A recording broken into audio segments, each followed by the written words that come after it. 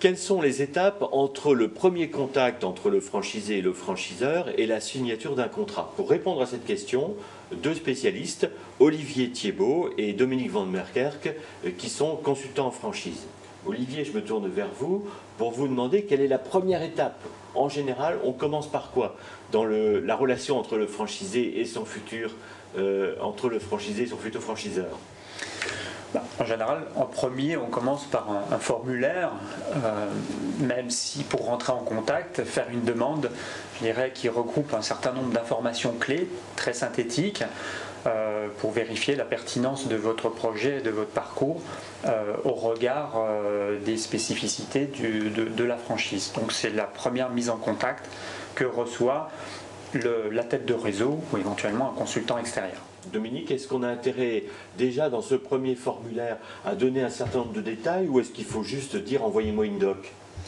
Le candidat va lui demander une documentation et je pense que le franchiseur a tout intérêt par la suite, dans un premier échange, à lui envoyer un document, un questionnaire, pas trop long mais pas trop succinct non plus, pour préparer en fait le premier entretien téléphonique qui sera nettement plus enrichissant pour les deux parties puisqu'ils se connaîtront un petit peu plus mutuellement. Est-ce qu'il faut déjà assez rapidement donner un certain nombre d'éléments sur ce qu'on a fait comme métier précédemment et éventuellement ce qu'on a fait comme études? Les études, on peut toujours indiquer, mais surtout le parcours professionnel qui est important. L'expérience est plus intéressante que la oui. formation finalement. Oui, oui, tout à fait. Les étapes suivantes de Olivier. Les étapes suivantes, vous avez déjà des rendez-vous téléphoniques. Ces rendez-vous téléphoniques, un ou plusieurs, qui permettent, c'est une méthode entonnoir, donc de demande de renseignements réciproques pour aboutir à la signature du contrat. Donc une fois qu'on est en phase, je dirais, il y a un rendez-vous physique, puisqu'il y a aussi un caractère humain, je dirais, avec le franchiseur, son équipe, dans les locaux, voir si on est toujours en phase. Ensuite, vous avez une démarche, je dirais, beaucoup plus opérationnelle et terrain. Là, on vous conseille d'aller voir un ou plusieurs franchisés sur le terrain, à la fois pour vérifier, je dirais, la qualité des informations que vous allez échanger et bien préparer votre ou vos entretiens sur le terrain, et à la fois vérifier si vous êtes à l'aise, je dirais, sur le quotidien de ce type de franchise. Il n'y a pas un décalage entre l'idée que vous en avez et l'idée réelle. Dominique, est-ce que je demande l'autorisation au franchiseur d'aller voir des franchisés précis et que je lui demande ses adresses, ou est-ce que j'y vais en regardant dans les pages jaunes pour savoir qu'est-ce qui se trouve près de chez moi? Donc en général, c'est quand même plus convenable d'en parler au franchiseur dans un premier temps. Après, il n'y a aucune législation qui dit que on peut le doubler et puis demander directement l'avis au franchisé. Je pense qu'on le fait en son âme et conscience, et je pense qu'autant être transparent tout de suite et en parler au franchiseur qui pourra éventuellement nous orienter le candidat sur certains franchisés pour certaines raisons, et puis après libre à lui de consulter ce qu'il souhaite.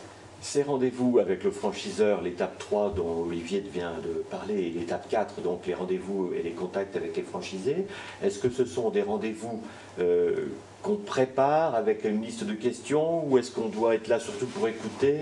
Comment ça se passe? Il vaut mieux préparer une liste de questions, surtout pour valider des points très très importants concernant l'accompagnement que le franchisé a pu avoir auprès de son franchiseur, l'assistance à l'ouverture et surtout également l'assistance après l'ouverture. D'accord. Surtout pour que il ne se retrouve pas tout seul en face de des différentes choses à faire. Olivier, je vous ai interrompu, vous étiez en train de lister les différentes étapes successives à réaliser. Oui, donc la prochaine étape, une fois que cette étape terrain s'est bien déroulée, c'est de vérifier, si vous voulez, au travers différents supports qui peuvent être des contacts salons, presse et notamment Internet, des sites comme AC Franchise, bien aller vous parfaire l'ensemble de vos informations pour vérifier toute la cohérence de votre projet. entre ce que vous avez entendu, ce que vous avez lu et vos attentes à vous. Et ça, c'est une étape importante avant de rentrer dans d'autres étapes ultérieures. Les étapes ultérieures, une fois que vous avez validé ce point-là, là vous rentrez dans le côté plus factuel, qui est là d'avoir effectivement une étude de marché, de faire une étude de marché, trouver un local, un financement. Alors, qui mériterait, je dirais, d'autres conférences rien que sur les quelques mots que je viens de citer, mais qui sont des étapes importantes pour vérifier la rentabilité et la faisabilité du projet. Et vous avez l'étape ultime qui est la remise d'un DIP, document d'information précontractuel, qui vous donne tous ces éléments d'information et qui permettent aussi de vous faire conseiller par des avocats, des spécialistes, là aussi en recherche d'accompagnement extérieur. Moi, je rajouterais une petite chose par rapport à se faire conseiller donc, par des gens qui s'y connaissent un petit peu au niveau de la franchise, mais également ne pas hésiter à se retourner également vers le franchiseur pour lui demander des éclaircissements sur certains points, puisque c'est vrai que c'est pas forcément facile de bien tout saisir. Et voilà, déjà à ce moment-là, l'échange et la transparence qui doit s'installer. Le DIP, c'est un document qu'on remet 21 jours avant le contrat. C'est un document qu'on laisse bien vierge, bien surtout ne pas y toucher, ou c'est un document sur lequel on n'hésite pas à faire une photocopie pour griffonner des tas de questions à poser au franchiseur avant de prendre sa décision. C'est un document, il doit être sur la table de nuit pratiquement, c'est-à-dire qu'on se rend compte qu'il faut bien prendre connaissance, il est malheureusement encore d'actualité, de se rendre compte que certains franchisés n'ont pas vraiment pris connaissance du DIP. Et se retrouvent quelquefois un peu coincés par rapport à ça. Quand ils ont signé, c'est un peu tard. Donc surtout bien préparer les questions par rapport à certains points et obtenir la réponse pour être sûr de ne pas avoir mal compris ou avoir des surprises quelquefois. Alors cette dernière étape avant la signature du contrat, c'est le DIP, ça se passe 21 jours avant, on dit au moins 20 jours, donc on dit souvent 21 jours avant la signature du contrat. Au bout de 20 jours, je suis obligé de signer. Et en 2 mots, qu'est-ce que je dois faire ? Non, vous n'êtes pas obligé de signer le 21e jour qui arrive. Vous avez un délai minimum pour vous protéger, pour avoir l'ensemble des informations à votre disposition et le temps nécessaire pour poser les questions essentielles à la faisabilité de votre projet. Donc ça peut être plus long. Encore une fois, vous avez différentes démarches quelquefois qui peuvent être longues sur des études de marché, des recherches de locaux ou des choses de ce type.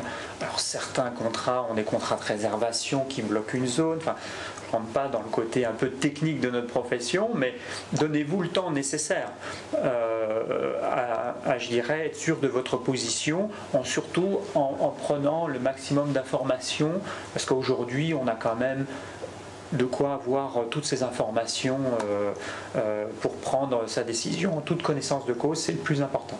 Très bien. Donc nous venons de voir les différentes étapes. Il y a 4 sujets qui font l'objet d'ateliers séparés. Comment trouver son local, comment faire son étude de marché, comment obtenir son financement et également qu'est-ce que le DIP, qu'est-ce que la loi Doubin. Je vous invite à consulter ces autres sujets sur acfranchise.tv ou les versions rédigées sur acfranchise.com.